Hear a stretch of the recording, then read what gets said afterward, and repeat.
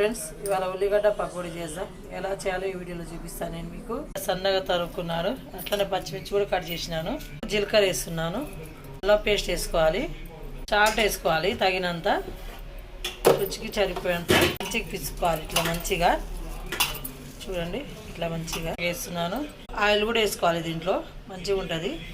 వేసుకుందాం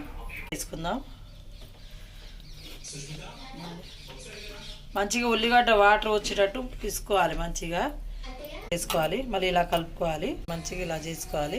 వేడైంది ఆయిల్ కూడా, ఇలా వేస్తున్నా. పకోడీ కాకుండా ఇలా వేస్తున్నాను, ఆయిల్ టైప్లో వేస్తున్నా పకోడీ. చూడండి, మంచిగా ఫ్రై అయినాయి, ఇలా తీయాలి.